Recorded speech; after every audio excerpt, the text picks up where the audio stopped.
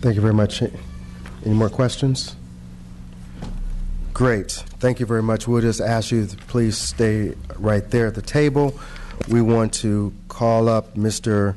Nathan. Excuse me? I stand corrected. We want to call up representatives, Mr. Jefferson Kochi, President of UC Student Association, and also Bob Samuels, University Council, American Federation of Teachers.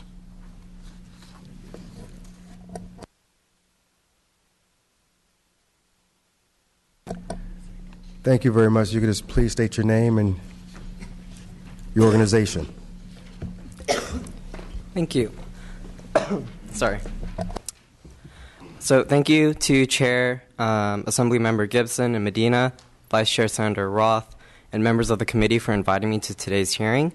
We appreciate your dedication to oversight, and I am eager to provide you with the student's perspective on matters before you today.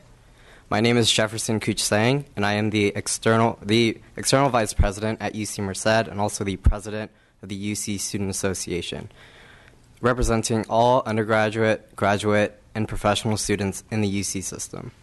I am also a fourth-year management and economics major at UC Merced.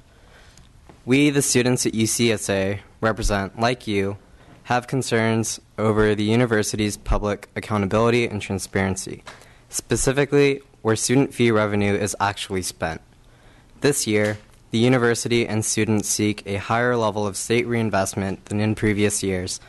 Students want to ensure this money is being spent responsibly in ways that will help students succeed. As the majority of funding now comes from the pockets of students and not the state, we continue to advocate for increased public accountability and transparency in the system. While the original audit notes that some areas have been addressed, and students appreciate steps taken by the university to do so, there is still additional work to be done. The issue addressed in the original audit, variations in reported funding per student by campus, is highly concerning.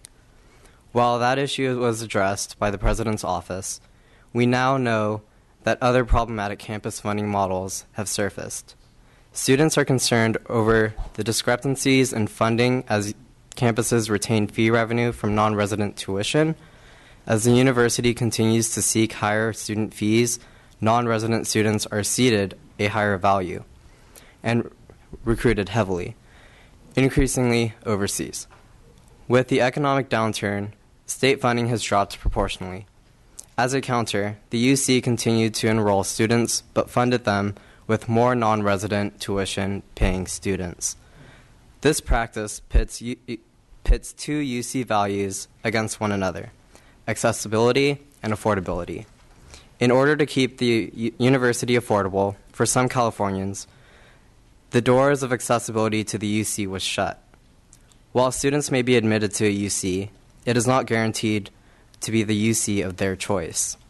We continue to advocate for equity in our system, whether it be for matters of institutional and campus funding or to our minority students. The new UC tuition stability plan calls for enrollments of 2,000 new non-resident students to help pay resident student growth at a 1-to-1 ratio. This fact, not widely advertised by the university, will continue to exacerbate the inequity in peer campus funding. When non-resident student enrollment approaches 25% of total population on some campuses, this far exceeds the goal of the California Master Plan for Higher Education. Further, this approach dismantles the promise of accessibility for California residents to attend their public state university. While we appreciate the system's goals of increased California resident enrollment, as the economy rebuilds from recession, a reexamination of current practices, methods, and justifications for enrollment targets is necessary and called for by students. Students also care greatly about transparency of our university. With a system that maintains some level of autonomy from legislative oversight, this issue is more urgent than ever. We call for continued dialogue with the Regents and President Napolitano to bring students to the table. There is much work to be done. The casual note of $1 billion annually in a miscellaneous services accounting code is not transparent. Students and Californians deserve a clear roadmap of accounting practices and expenditures, not billions a year parked in miscellaneous and discretionary accounts. While we agree it is not entirely practical, we look forward to the university working with the legislature on a zero-based budget approach. We support this effort to find genuine efficiencies and articulate a way to implement them. As our state auditor and legislature continue to examine past practices and identify more efficient and appropriate ways of moving forward, students will continue to do the same and call on you to be bold, innovative, and rigorous. We share the goals of working for a future where UC remains the strongest public university system in the United States while adhering to its core tenets of affordability, accessibility, and quality. Thank you to the committee for holding today's hearing and all of the staff who have contributed to this work. I look forward to having these discussions and continuing them as well. Thank you. Thank you very much. Mr. Samuel? So I want to echo something that's been said, and I have details on this. So the campus imbalance of funding has increased due to non-resident tuition.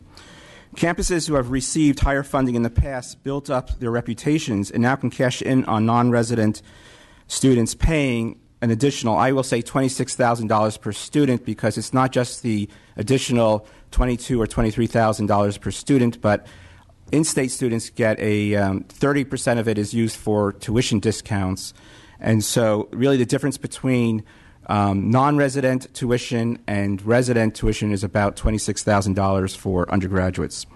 So I created a chart, and what I did is I multiplied the number of students who were accepted this year for 15-16 by $26,000 and looked at the enrollments on the different campuses.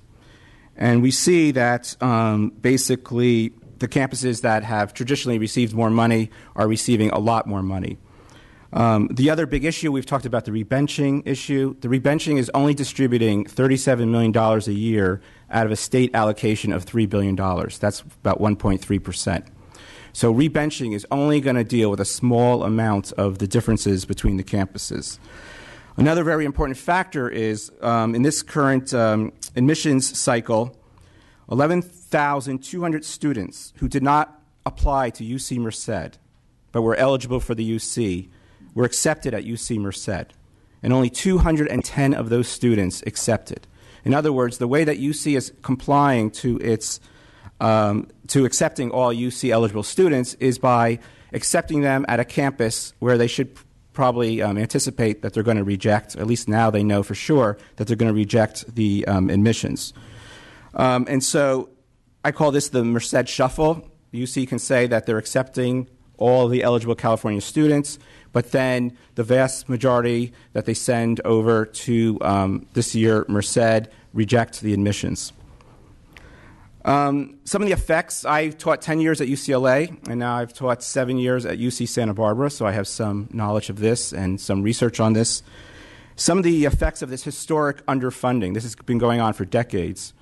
At the smaller campuses that serve the highest number of underrepresented minority students, you have larger classes, you have fewer faculty, you have lower paid faculty, you have more part-time faculty, you have fewer resources for second language students. You have what I would call depressing learning environments. In my building where I work in UCSB, we have not had heat for 10 years because their boiler has been broken. We haven't had the funds to fix that. For 10 years? For 10 years. That's just, I looked at the financial aid calculators on the campuses. I was very interested. If I punched in the same amount of income level for how much a student has to pay after financial aid at UC Berkeley versus UC Santa Barbara, I was very surprised to find out that it's actually more expensive for students to go to UC Santa Barbara than UC Berkeley. Part of that might be because UC Berkeley has some of its own financial aid funding, and maybe it's using some of the non-resident tuition funding to support some of their in-state students. But the big question is, just because UC Berkeley has more non-resident students, it doesn't mean that helps fund the resident students who are on the other campuses. And so I think there has to be a revenue-sharing model. And as I said, rebenching only deals with a small percentage of this. In the case of the medical schools, if you just look at Berkeley, does not have a medical school, and they're receiving much more funding historically than the campuses with medical schools. So you can't connect it directly to medical schools. Also, there's many, many different sources of funding for the medical school students. And so I think we have to look at the numbers and look carefully at where the money's going. And I believe the system is becoming more unequal, and that like in terms of Serrano or Brown versus Board v. Education, I think we have a funding imbalance that is affecting certain demographic groups. Mr. Medina. A question to both Jefferson and Professor Samuels about the rebenching process. And the question is, how much involvement is there by students and faculty in that process, in the rebenching process? For students, we have not been reached out to at all. We haven't been part of it at all. I believe this was designed by faculty group with the Office of the President, the Faculty Senate. And if I could follow up, Professor Samuels, what is your feeling on how effective the rebenching? You indicated that it's only 37 million, 3%. How effective do you think this rebenching is going to be in addressing the disparities between campuses? Well, I generated this chart, and some of you have it, some of you don't, but it shows that it's not effective at all because the amount of non-resident tuition far outstrips the amount of money that's being rebenched. Basically, as I said, $37 million a year out of a $3 billion state budget, and then it builds up over 6 years, but some campuses are getting an additional, for instance, Santa Barbara will get an additional $8 million a year, but if you look at non-resident tuition for Berkeley, they're getting an additional $45 million. So there's no way that there's going to be a catch-up because each year Berkeley is getting so much more money from non-resident tuition. Senator Roth. Well, first let me say I don't think you'll find a person on the dais here that's not interested in directing more money to higher education, whether it's UC or CSU. I'm not sure the statistics, for example, in Table 5, that I really understand what they mean. I mean, you want to compare apples and apples, right, and not apples and oranges. And I'm not sure that the healthcare schools and allied health schools don't skew some of these figures, maybe not at Berkeley. But I'd like to, I know the auditor's interested in doing this, and I'd like to get some figures that I have more confidence in. Of course, you're an academic and I'm not, so you know methodology and I don't, but I think we probably ought to take a look at that.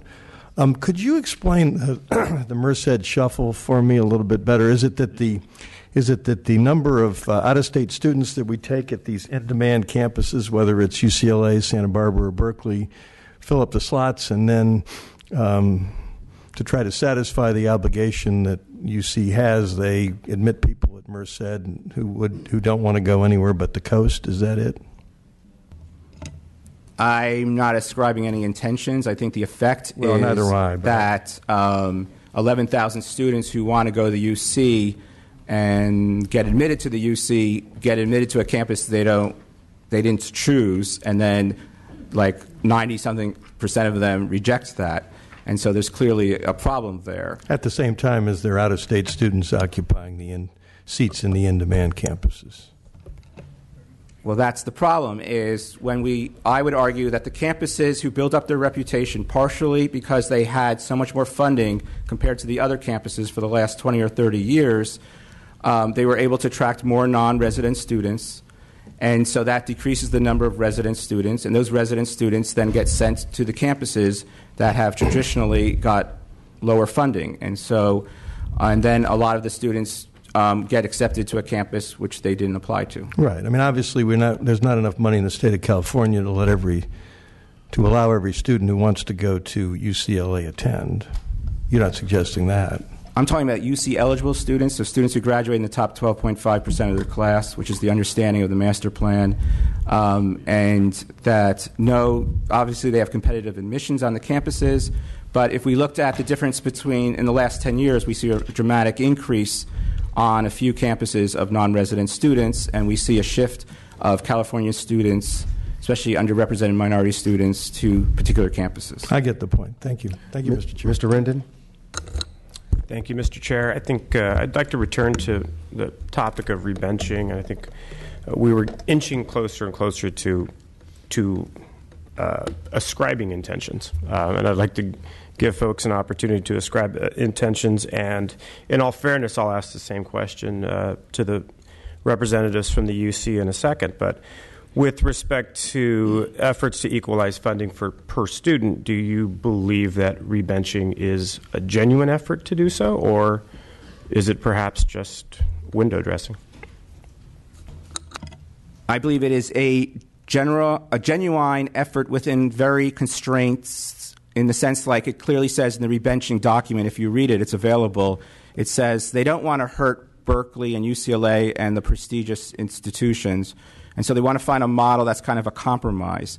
And one of the things that we talked about, or Paul talked about, is they had to find out a way of how do they weight different types of students, the undergraduate versus the doctoral students versus the health science students.